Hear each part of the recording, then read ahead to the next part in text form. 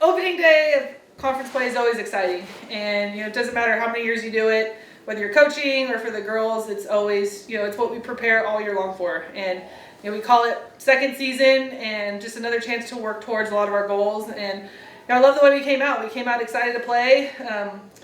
On the attack, I thought we played Mississippi State softball, and we really just didn't let it phase us when they took an early lead. So proud of the team. Raylan especially, I think a great outing for her in her first start with us in SEC play, and just really set the tone and kept us in it.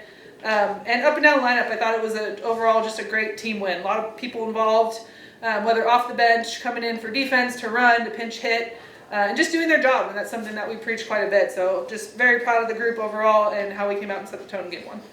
I was going to say, Raylan told us the other day that she'd be willing to pitch until her arm fell off. She's putting that to the test immediately. She will. And we thought about making a change there, bringing in somebody else to close it out. But I think she'd done a good job with that part of the lineup and want to give her the opportunity.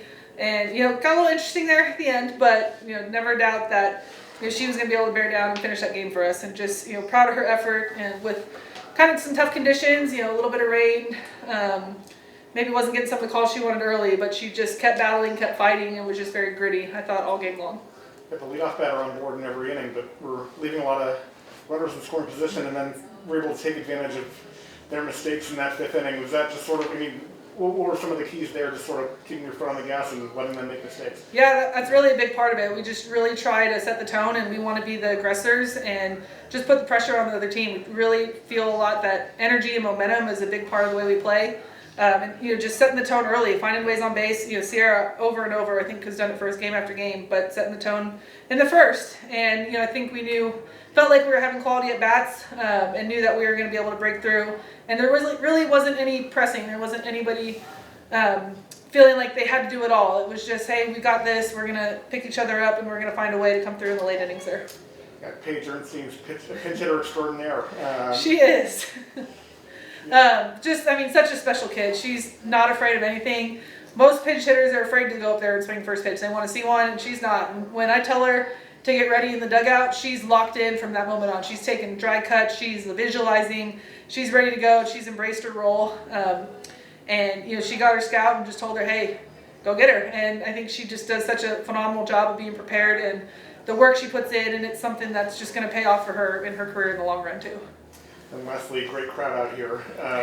Obviously a lot of the youth softball players, and they were bringing the energy.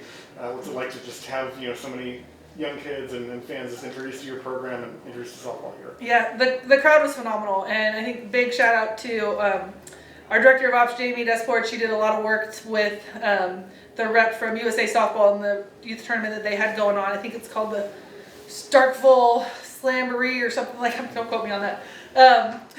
But really just trying to embrace what the community, and I think that's what Starkville's all about. And our girls went out to their tournament this morning, and they got to mingle with the teams a little bit. They threw out the first pitch before their tournament, and in return, we asked if they, we offered them a link for some tickets, and they came all out.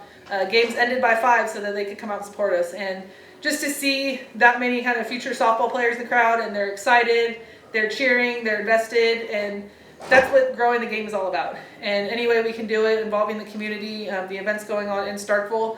But we want to continue to pack the stands, especially in SEC play, and I thought that was a great way to start it with tonight's game on that fan base. Josie tomorrow, or when do you make those decisions?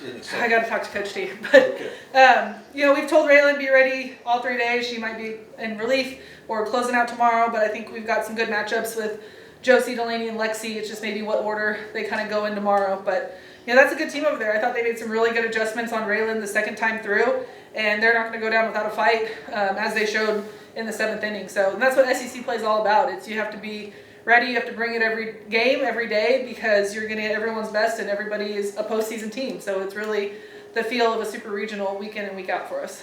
Noticed the other night that you pitched or your arm fell off, or you felt like you could. Just talk about putting that to the test immediately. Yeah, so obviously tonight was not my best night, but like I always say, it's enough to get the win. But yeah, that was just a gritty performance by everybody. There's things you can do better. Personally, I know that. But yeah, I'm still going to go tomorrow if it falls off. So even if it was 10-9 or whatever it was, I would still be out there. how do you navigate it when the zone is just so tight? I know you saw you doing this gesture a few times. It was both ways, but it seemed like it was really tough to find that spot. Yeah, I probably need to work on my emotions a little bit, but yeah, I mean, it's just tough, especially when you're in a close game like that with a really good Auburn team. But yeah, I got to a point where I was just throwing it over the zone and trying to make them earn it. Towards the end, I had more walks, but like I said, I was just really going through the zone, trying to make them earn it, and put the ball in play. Jesse catching most of the game, Ella, I believe, for winning out there. How did they sort of help guide you through that and navigate the walks, navigate the zone, everything that was going on? Yeah, I mean, obviously, first SEC game here at Mississippi State, so I was just kind of feeling all the nerves, good and bad. And before the game, Jessie was like, "What do you need from me?" And I just told her, treat it like every other game. So I think she did a really good job of just, keeping me in the game. Even when Ella came in, I mean, it was an effortless switch. She jumped right in, didn't miss a beat. So, I mean, they were both just keeping me motivated and keeping my eyes focused on the end goal. And being asked coach about this, but how did you what did you think about the crowd and how did they help you through? Oh, that was awesome. This morning we actually went to their softball tournament, threw out some first pitches, got to meet some people, so it was cool to see them return the favor and come watch our game, and just hearing them in the maroon and white cheer, and every strikeout, every hit, they were just getting super loud, and I mean, that plays such a big role for the opposing team. So yeah, it was just awesome. How was it just sort of guiding Raylan through that outing with the tight strike zone and some of the walks she was dealing with, a lot of traffic on the bases? What were you two sort of just going over when you were coming after the circle, or just non-verbally? Right, so the SEC strike zone is naturally going to be smaller, and it was our first time making that adjustment.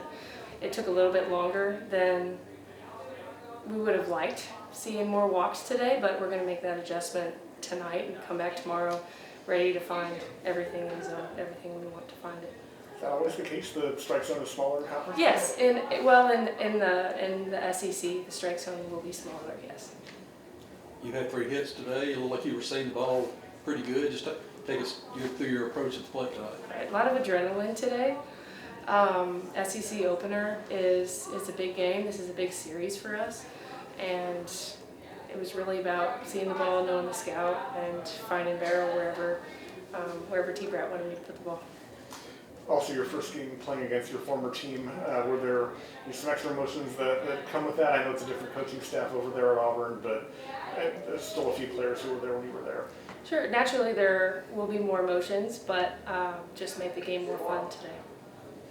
What did you see with the crowd, and how did they help you all today? The crowd was great today. It was so exciting to see so many little girls that we had the opportunity to see this morning at their games, at their tournament, and just feel the environment of News Park in its full glory was great behind us today.